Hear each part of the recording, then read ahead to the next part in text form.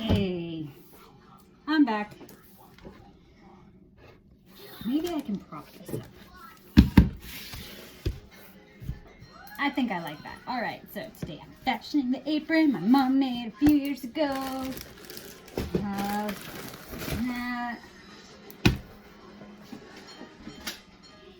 Take this off of the fridge so that I can make a list for us. All right, we have focaccia starter. We're gonna make croissant dough. We're gonna make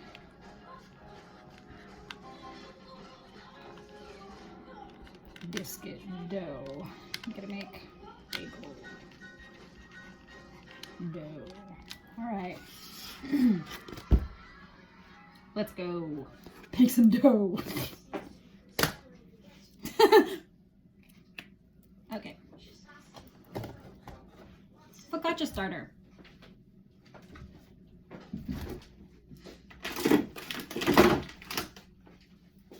And I'm gonna make enough for, all right, I'll make a little one. It's gonna fit a half-size sheet pan, or to you normal people, this would be like your full-size sheet pan. But because I work in a professional kitchen, this is like, imagine 2 of these stacked, and that's usually what we use. So this is a half-size sheet pan. Gonna get a bowl.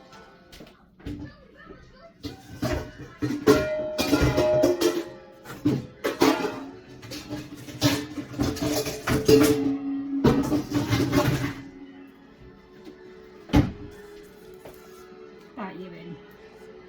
Oh, on the bottom it says 3/4. If that helps. All right. Stick it on my lovely scale.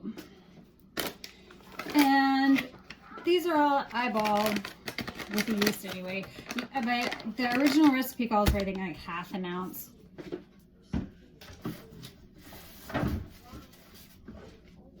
Of fresh yeast. And this is my lovely bread quarter recipe book. So my focaccia with sponge. This is what my formula looks like. It's got a lot of oil in the pages because sometimes I'm not so careful, and I probably should have laminated it. But for this particular recipe, it calls for cake yeast. And cake yeast is basically this, but with the water in it too. This has the living microorganisms in it that help things to rise. And the cake yeast has it as well, but it also has it in its live, fresh form. So this is instant. There's 3 kinds of yeast: fresh, active dry, and instant. And instant is like active dry, only it's cut into even teenier, tinier little pieces, and you can actually add it to your dry ingredients. You don't have to proof it to make sure it's proved that it's active. You just put it in with everything else. And it's great because it works really fast. And my book is not thanks to me. Okay, there. Thank you, tomato. So we need 3/4 ounce of cake yeast. And active dry yeast is 1/2 of whatever cake yeast you're going to use. And instant is 2/3 of your active dry. And if I need 3/4, that's like 0.75 ounces, which is like 0.4 ounces, which would be like 0.3 ounces.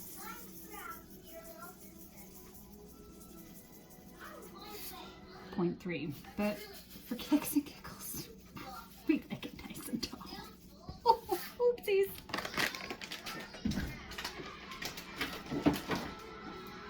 And I store my yeast under refrigeration because I don't want them to go wild yet.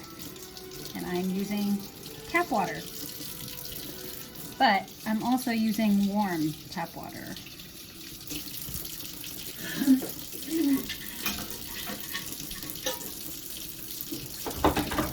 I like to keep my thermometer hung up in my kitchen, just in the air for ambiance, so that I know what temperature it is in my kitchen at all times. So if my kitchen's really hot at like 90 degrees, which sometimes it can be in the summertime, I know that I need to keep things cooler, put them in the fridge if I need to.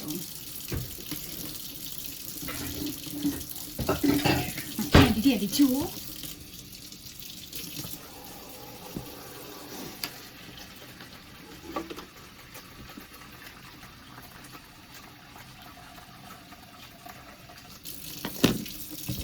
And my water temperature right now is at a balmy 109 degrees, which is okay for yeast, I think. Maybe. Add some cold to it. Actually, it's supposed to be like warm bath water. But in all honesty, I never check the temperature of the water.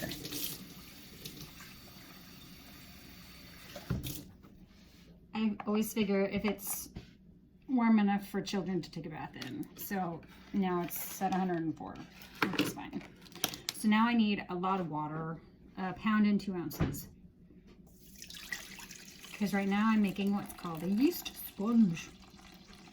And what this is going to do, from what I've been taught, and that's how I'm going to preface stuff, because everybody has learned how to do things differently. But the way I was taught was that a yeast paste is the opportunity for the yeast to develop a good colony of gases, and it's eating and it's not developing a lot of gluten. It's developing a lot of flavor and it's activating the yeast.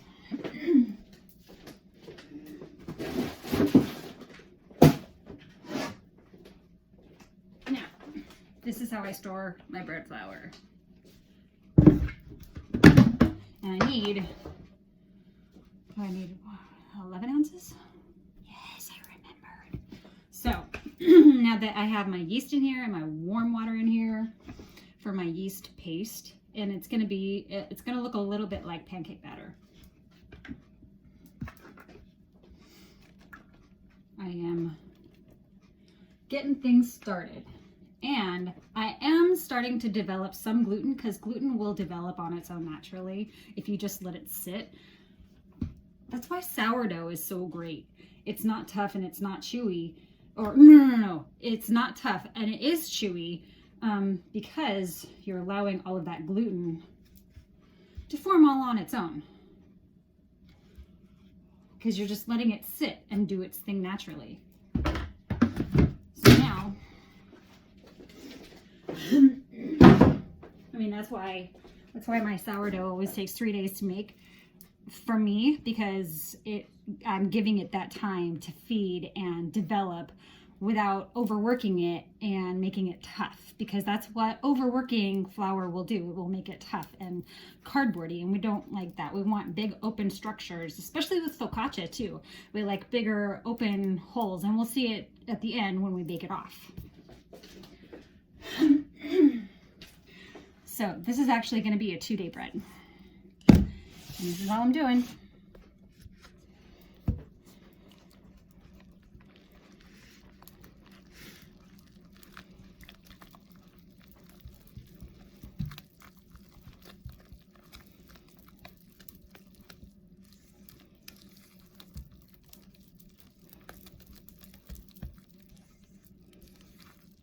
Okay.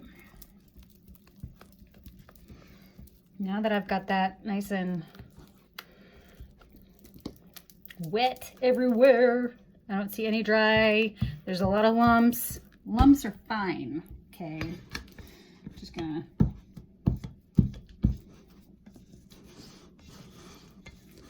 get everyone settled down.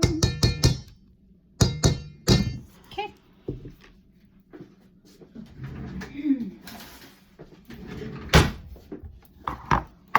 Put a lid on it.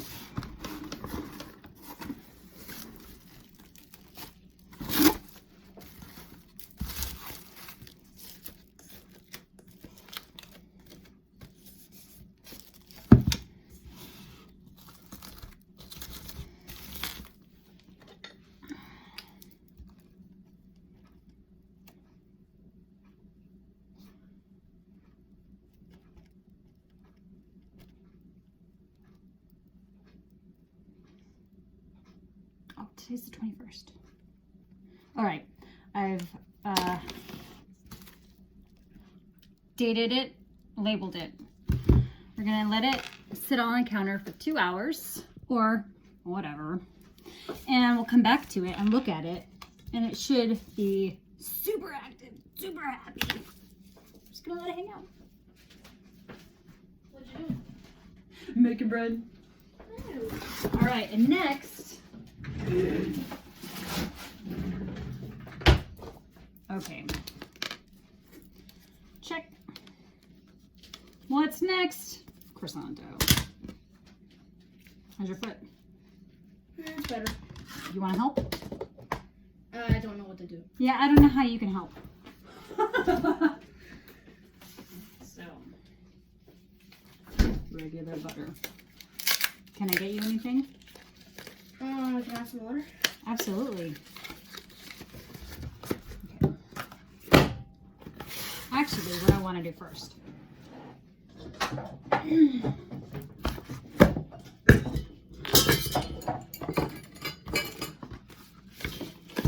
many croissants do I want to make? Do I want to make a big batch or a little batch? Depends on what you want.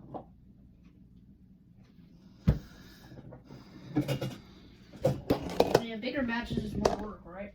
It is, but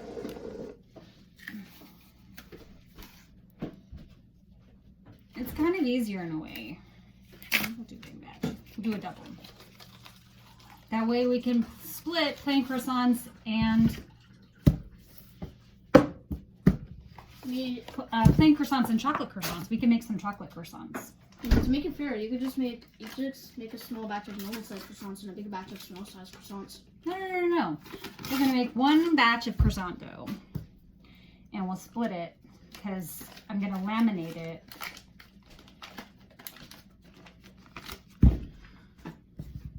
And then I'll cut it in half after I've laminated it. And then we can make. You want big ones and small ones, or do you want big ones and chocolate ones? I'll take big and small. You don't want chocolate ones? No. You don't like chocolate croissants? I don't like chocolate in general. What the heck?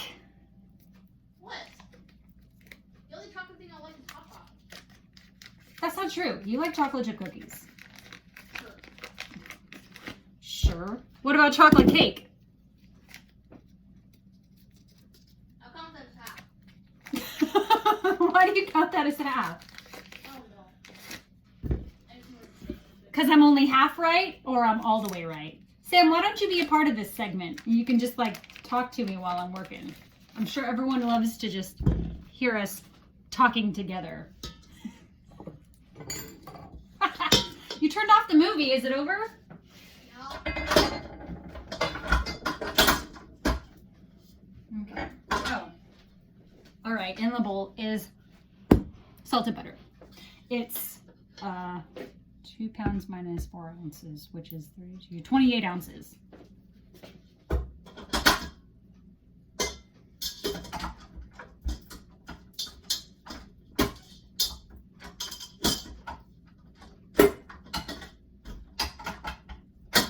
Here, mixer, please put on the paddle. It's really yours. You know what? It's because all this butter's cool.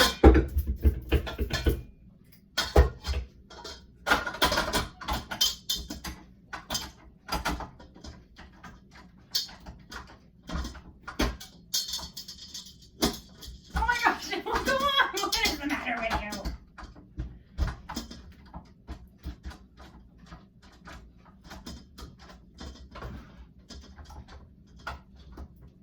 Okay, he's on.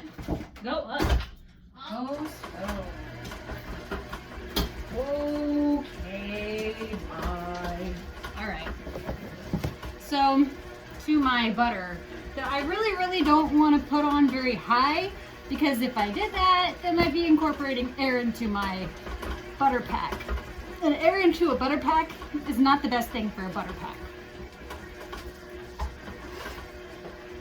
And yes, I have like a million of these things. They're great and not expensive and super useful. They're like multitasking things, and we love multitasking things in the kitchen. Come with me and you'll see my world of pure imagination. You can just go right there, right there.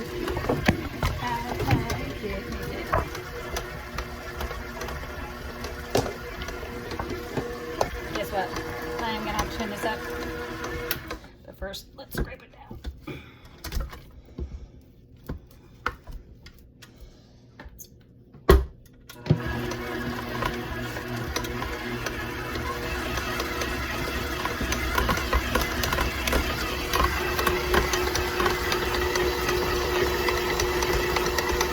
All right, get off the paddle.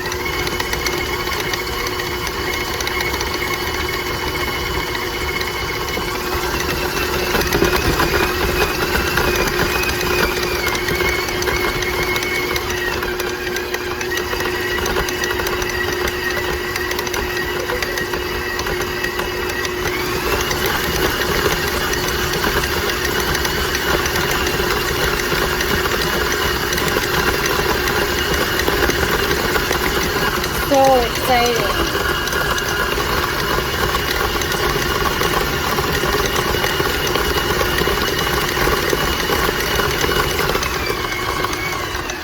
All right, so in class, teacher instructed us to add a little bit of flour to our butter pack.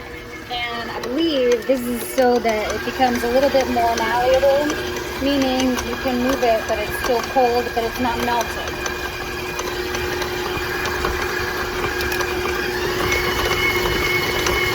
And what we're looking for when we make a butter pack is we don't want any big chunks, because the big chunks, we want it all to be the same temperature. And big chunks would mean they're not the same temperature as the softer pieces, right?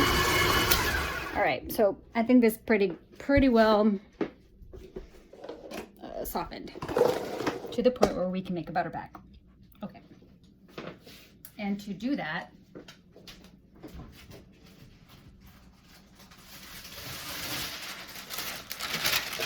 this is parchment for a full-size sheet pan. Because yeah, I buy things like that. But I don't buy them so that I can use it with a sheet pan. I buy them so that I can cut them in half, because if I cut it in half, then I can put it onto a half-size sheet pan, which is what I have.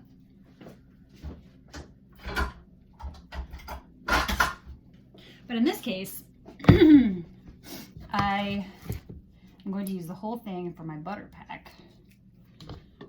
Just show you what I'm doing. That would be so smart. Okay. So all of this looks very smooth. There might be some air in it. I'll forgive myself later. But this is going to go in between all of my dough layers.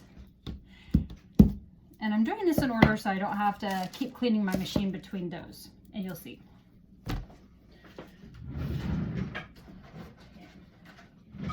Into my toolbox. So you can see all that butter is going to go onto my parchment.